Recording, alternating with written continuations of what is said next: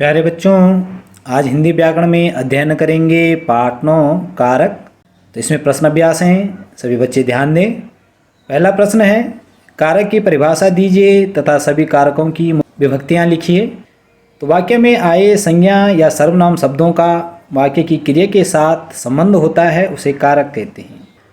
तो बच्चों, वाक्य में आए जो संज्ञा या सर्वनाम शब्दों का, संज्ञा आपको पता है, सर्वनाम शब्द आपको पता है, उन शब्दों का वाक्य की क्रिया के साथ, क्रिया यानी जो वाक्य का जो काम है उसके साथ जो संबंध होता है उसे कारक कहते हैं। तो इसमें कारक दिए हैं और उनकी विभक्तियां हैं। पहला है कर्ता कारक, इसका विभक्ति चिन्ह है ने। दूसरा है कर्म कारक, इसका विभक्ति चिन्ह है को। कर्ण कारक, इसका विभक्ति चिन्ह है से या के द्वारा। चौथा कारक है संप्रदान कारक, इसका विभक्ति चिन्ह है के लिए या को। पांचवा है अपादान कारक, इसका विभक्ति चिन्ह है से यानी अलग होने की अर्थ में, जब कोई चीज़ किसी से, वस्तु किसी से अलग हो उसके अर्थ में। छठा है संबंध कारक, का के की रा रे री, ये इसके विभक्ति चिन्ह है। सातवां है अधिकरण कारक, इसका विभक्ति चिन्ह में पर। और आठवां है संबोधन कारक, इसका विभक्ति चिन्ह है हे अरे ए ओ। तो इसको इस तरीके से इसका अध्ययन करेंगे।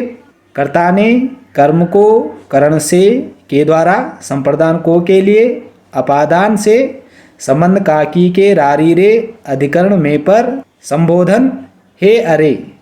प्रश्न नंबर 2 है, कर्म कारक एवं संप्रदान कारक का अंतर उदाहरण से स्पष्ट कीजिए। तो कर्म कारक संज्ञा या सर्वनाम के जिस रूप से क्रिया का फल पड़ता है उसे कर्म कारक कहते हैं। तो संज्ञा सर्वनाम के जिस रूप से क्रिया का फल पड़ता है उसे कर्म कारक कहते हैं।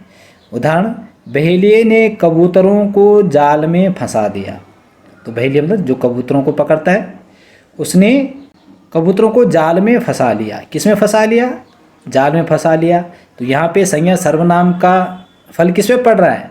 क्रिया का फल पड़ रहा है, इसलिए यहाँ पे क्या होगा? कर्म कारक होगा। संप्रदान कारक, वाक्य में कर्ता जिसके लिए क्रिया करता है, तो वाक्य में जो वाक्य है यानी कर्ता जिसके लिए क्रिया करता है अथवा जिसको कुछ देता है उसे संप्रदान कारक कहते हैं। यानी दान देने की, ये समझ लीजिए आप, दान देने की क्रिया में संप्रदान कारक होगा। जैसे माँ ने भूखे भिखारी को रोटी दी, तो क्या किया? दान दिया। कर्ता कौन है? माँ। दान देने की दशा क्या है? रोटी। किसको? भिखारी को दी। तो यहाँ पे क्या होगा? संप्रदान कारक होगा। कर्ण कारक एवं अपादान कारक में क्या अंतर है? उदाहरण स्पष्ट कीजिए। तो कर्ण कारक क्रिया करने हेतु कर्ता जिस साधन अर्थात जिस वस्तु का प्रयोग करता है उसे कर्ण कारक कहते हैं।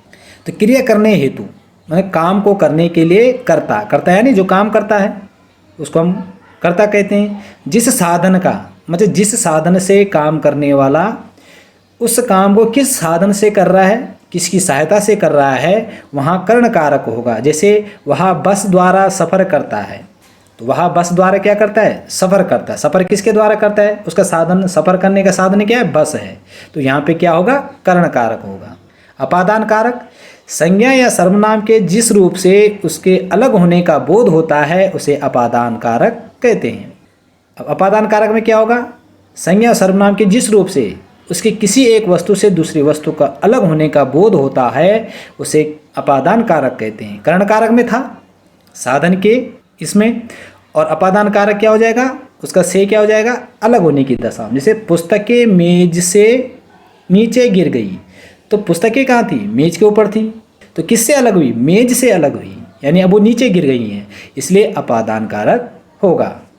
अंतिम प्रश्न है, को विभक्ति का प्रयोग कितने कारकों में किया जाता है? उदाहरण सहित लिखिए। तो जो को विभक्ति है, निम्न कारकों में को विभक्ति का प्रयोग किया जाता है। कर्म कारक, संज्ञा के जिस रूप पर क्रिया का फल पड़ता है उसे कर्म कारक कहते हैं। संज्ञा के जिस रूप पर क्रिया का फल पड़ता है उसे कर्म कारक कहते हैं। उदाहरण, श्री कृष्ण ने कंस को मारा। किसको मारा? कंस को मारा। किसने मारा? कृष्ण ने मारा। तो इसलिए यहाँ पे क्या हो जाएगा? कर्म कारक होगा। तो प्यारे बच्चों, आज हमने अध्ययन किया कारक के बारे में, और सभी बच्चे इन प्रश्न उत्तरों को अवश्य याद करें।